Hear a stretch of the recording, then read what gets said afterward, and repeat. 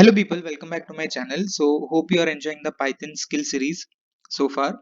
So since these videos in Python skill series, we have discussed about the pandas library as well as the NumPy library, and we covered four basic discussions or four different parts which are essentially required for our data science or data analysis purpose.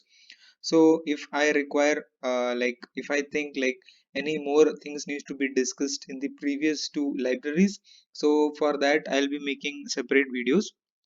So in today's video, let's begin with a new library that is basically for visualization. So it will be a fun video, not in that way, but it will be more or you don't have to do much computations, but the more illustrations and things will be there. So we'll be also seeing some of the ways how we can read the graph, or basically the graph reading stuff, how it is basically done.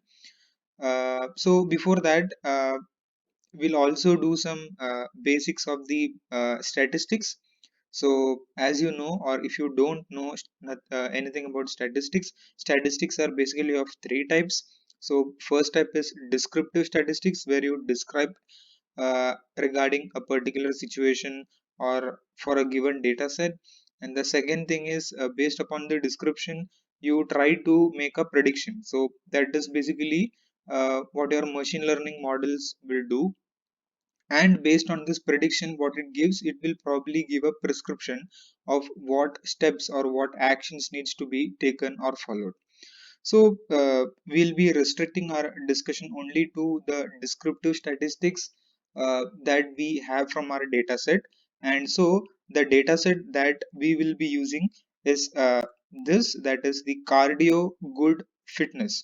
Now this particular data set has been taken from the Kaggle website. So I will cite the link from where I have taken this in the description, so you can directly go there and download this. I will not put into my GitHub because this is not mine dataset. It is just I've used for this video description purpose. So you can just download this particular dataset from the link which I cite in my description. Okay, so let's have a quick overview of this cardio good fitness. So basically, it consists of product, age, gender, education, marital status, usage, fitness, income, and miles. So you have these many columns, and basically this particular product, whatever you can see, that is the TM195, and then you have some other names, TM498, and you have TM798. So there are basically three different types of product that is this particular company has. Now, uh, based upon this products, what they have, they have a different database of persons of different age groups. So that is basically by this numerical column, and the persons who are using are basically of two types. Although in the real world there are many more genders, we are not going to that. We are just restricting into two of those, that is male and female. And the education, basically on what level they have been educated or what is their education. So that is a kind of numerical data that we'll be seeing. And the marital status, whether they are single or partnered, we are also just limiting that to only two variables. And the usage of each of these particular devices with respect to the gender and the age, how frequently they use, so that is defined by this column. And then you have the fitness level. So fitness level is basically in the range of 1 to 5. So 5 means a very good fitness and 1 means a poor fitness value. So you have that scale. And their income. So I'm not pretty sure about how the income value is there. Maybe that is individual or average, but just it's the count of this. So and then we have the miles, like per day or on some basis, the product which they use, how many miles they are doing on that. So it's basically just to compute like how many work hours they are using that particular device in order to carry out their fitness activity. So it is basically used for the cardio workout. So you can probably consider as like a treadmill or something like that. So it can be employed at households. So daily, how many persons or people in the house actually use that particular treadmill to carry out various activities. So that is pretty brief overview of the cardio good fitness. So if you want more details of this, I'll just put the Kaggle website from where I've taken this. You can just check or read that particular page for more details. So let's begin with today's session. So today we'll be starting about a new library that is for visualization. So that is the Seaborn library. So this is the very first part. And so I just want to remind you, like, you have a link that is cbond.pydata.org. So if you want to know what are the different methods or parameters, or if you are stuck with the method implementation, or if you have any errors, or if you want to know more about this particular library, I encourage you to visit this site. So this has all the latest stuffs that this particular library has got. So let's start our discussion. So first we have the basic descriptive stats. So in the beginning, since I told, like, the statistics is of three types: descriptive, predictive, and prescriptive. We'll be just looking into the descriptive statistics, what we currently get from our data set. So for that, I'll be importing this pandas library for reading my dataset, and the Seaborn that will be later used for visualizing. And I'm just reading the CSV and just printing the data frame, how it basically looks. So this is how my data frame is from my Excel sheet or a CSV file. And what I do is I'll just do a df.head. That is the same thing, a restricted view that you get. Nothing much about that. So this we are doing since from the last many videos. And then our main thing, what is there is, since this is all about the descriptive statistics, we have something that is the df.describe. So this also we have encountered before in the initial videos of pandas. So it will describe all the various statistical parameters that is required for an analysis. And in this I am passing include all. So whatever description has this particular library got, or this particular data set has got, I just want to see or have a overview of all of those. So for that I'm putting include is equal to all. So this parameter is completely optional. Even without this you can run this command. So I'll basically run this. So in this, what you observe is you have the count, that is the number of entries that this particular product has got, and it is across all these particular columns, or the columns which you have seen in the Excel sheet. It is in accordance with that. And there are there are three unique products. And just before this, if you want, like, to know the unique value of any particular item, so say for example I have product, so this should be capital. And how you check that? You have a method that is value underscore counts. So if you just run this, you will get that this the three unique product that it has. So that is basically this stat that it basically has. And so the next thing that you get is the top. So that is this product. Why? Because that is the that product has the highest most count in this. So similar with the other columns, you can have the same analogy. And then you have the frequency of each of the products. So this is with respect to this particular top product. So that is nothing but 80, which you can see. And then for this particular categorical column, that is product, you have multiple NaN values. So NaN values also we have seen in data pre-processing, that is, it is nothing but empty cell. So either the user might have forgot to update it, or he might have done some kind of transformations. Maybe because of that the data got sublimed or something like that. So that is basically identified as a NaN, that is a not a number. So you can't do any further activity on that. So it's neither string, neither integer. So that's why there is a NaN. And then what we'll be mainly doing is we'll just take for this particular age column that you can see. So we'll draw some conclusions and some of the descriptions on based on this particular column. So what you can see is you have all these parameters, and I just want you to make into your notice like you have the mean. So mean is nothing but your aggregate function, so you mainly use in order to like data summarization and all those stuff. So you know this mean, that is aggregate function, and then you have the std stands for the standard deviation, uh, and then you have the minimum, and then you have the 25th percentile, 50 percentile, and 75th percentile, and the max. So this minimum, 25th percentile, 50 percentage, and 75 percentage, and max, these five parameters are called as 5-point summary. So any basic description about the data can be easily obtained by this five parameters. So it is essentially useful for plotting any kind of plots for visualization. So these are the main things that this visualization and all statistics revolves around. So first we talk about this age column.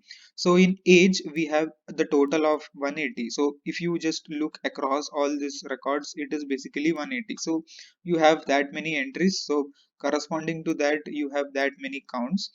And I just want, or I'm interested in particularly the mean. So mean is the average. So it is nothing but whatever persons you have, that is the male and female. So their average age is this particular number. So it is more like if you do a rounding operation, so that is 29. So that is to somewhat that point, and if you just observe, you have these many decimal places. So that is in accordance with the very first value that you get in this particular column. You have these many zeros, so it will do a kind of granularity of storing the floating points based upon any previous value that it encounters. Next, what you have is called as the standard deviation. So how much it shifts from the mean, that is indicated by this particular point. So everything it calculates internally. Uh, if you want to know the details of this particular things, how it is calculated and what is the formula, uh, you can just search. That is the basic things which you should know. And these are the values for the min. So the minimum value of the age from this entire data set, what you can observe, that is the 18. So 18 is the minimum value for age, and the maximum value for age is 50. So that is simple. So now our focus is just to understand what this 25%, 50%, and 75%. So these are basically quarters. So 25% is nothing but 1/4. So that describes 25% of your data, or that particular range is in the, or is having the age value of 24. And from 25 to 50, that is another quarter, that is 25%. If you subtract 50 minus 25, you basically get 25. So that is another quarter. So in this particular quarter, on the 50th percentile, you get 26 age numbers into that group. And if you take the difference of 75 to 50, you get another 25. So that is nothing but one more quarter, that is the third quarter. So in third quarter lies these many age groups. So that is basically used for different analysis purposes, for further statistical evaluation. So that is a separate story altogether. So these are the things that you should remember about this particular column. So just make sure, like if you want to say like how the data distribution is, so by this, how I can make a conclusion is like, if you see this particular column, that is this values, that is the minimum 25 and the 50th percentile. So from this data I can observe like the data is more or like skewed. So it is skewed onto I can say it is a right skewed data. Now, why right skewed data? Because if I look, that is the 50th percentile and towards the max, I get 24 observations in between them. So that is 50 minus 26, you get 24. And from the minimum, I can say like you have just 8 distributions. So 26 minus 18 is nothing but 8. So there on the left side of the tail of the Gaussian distribution which you have, there you have very less. So the more pull is towards the right.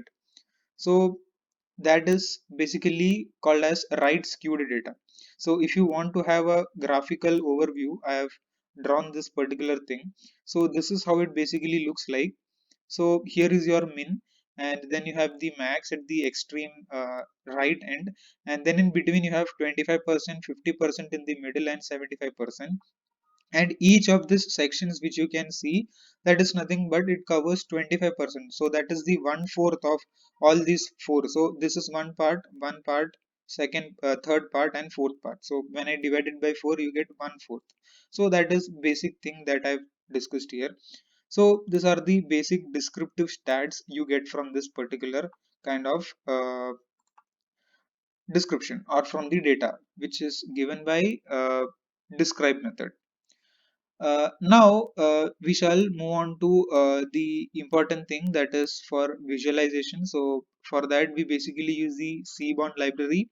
So Seaborn library is used as an alias as SNS, so that is the standard. Instead of this you can use any of the alias which you wish to do or use. So first we look into what is called as a box plot. So box plot is one of the most important thing, or I'll just change this to light because some of our distributions have some legends in black, so it won't be visible. So box plot, as we are talking, is one of the most widely used visualization techniques in data science or in organizations, even when you have very large kind of data, and also it is used to find the outliers in the data. So this is the basic syntax of writing the box plot. So you invoke that by the SNS object, and for this box plot, what basically I am plotting is I'm plotting the gender on the x-axis, and on the y-axis I have the age, and to this I'm passing the data frame. So that is given by data is equal to df, and there is a palette. So palette is nothing but to change the colors basically, else it will be always showing you the default color which it has got.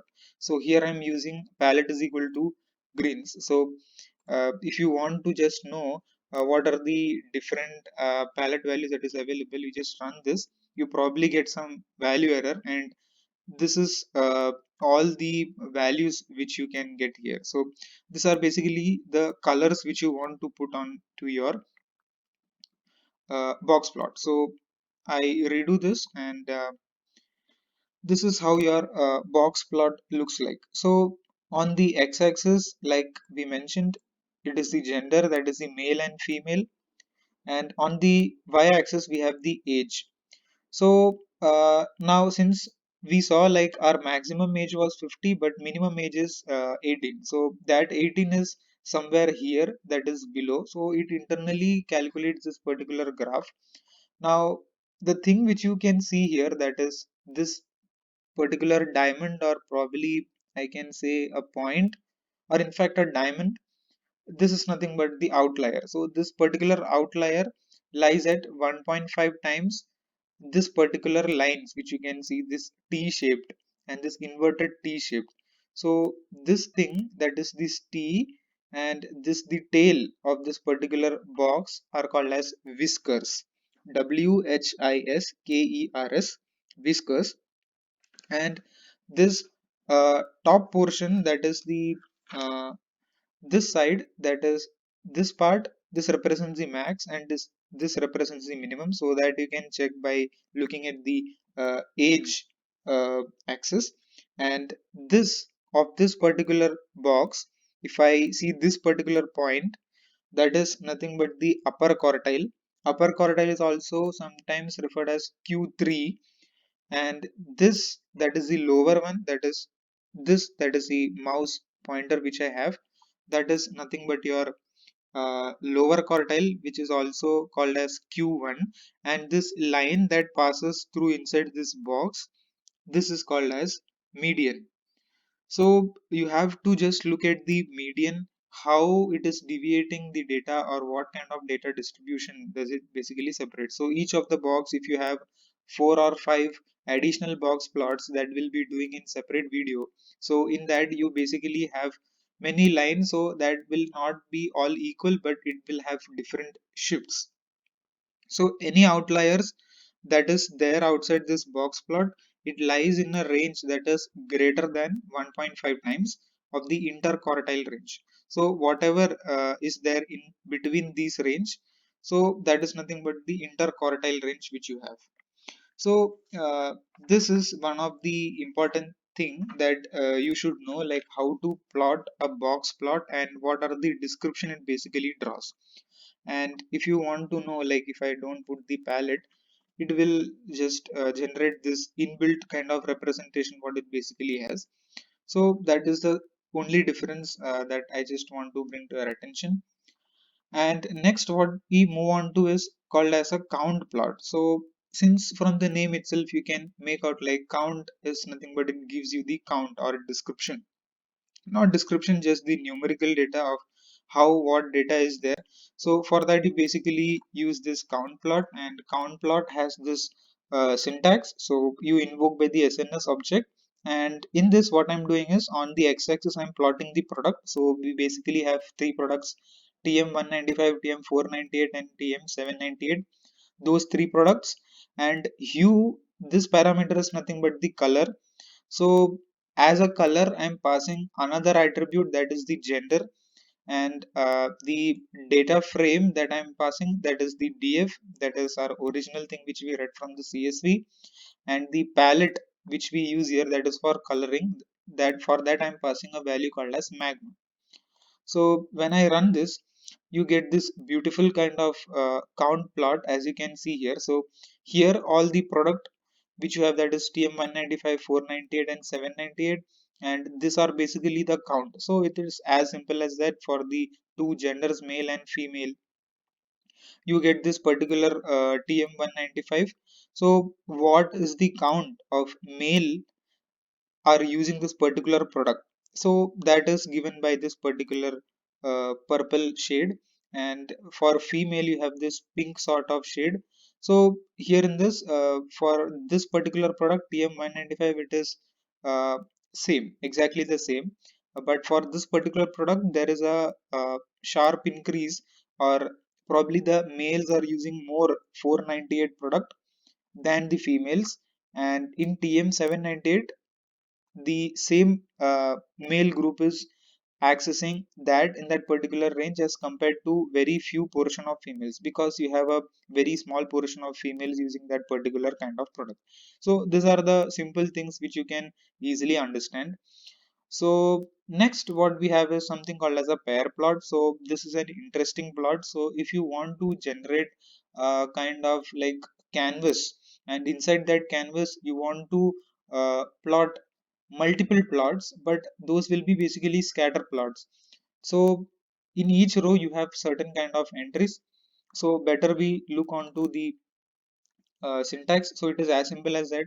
In pair plot you just pass the data frame, and if I just run this, probably it will take some time because it will be creating entire panel or gallery of multiple scatter plots.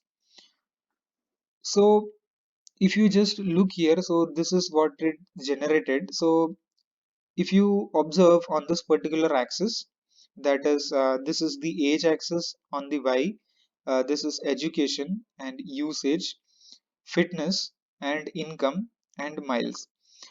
So but you observe our data set, we had two more, that is product and marital status and gender. It is not considering this because the plot which we have here, this is nothing but a scatter plot, and somewhere we can see that is a histogram.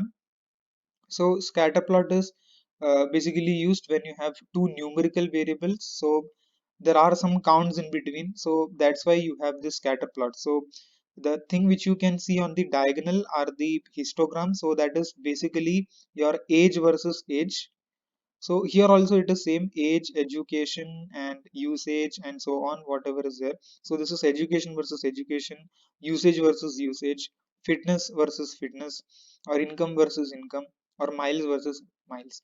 Obviously, like, you can't plot the same thing against itself, but just you can what do is, at the minimum, you can plot a histogram so that it basically gives you. So pair plot is basically summarization of all the numerical columns or attributes which you have in your data set, and it gives a relationship whether how one particular variable influences another variable.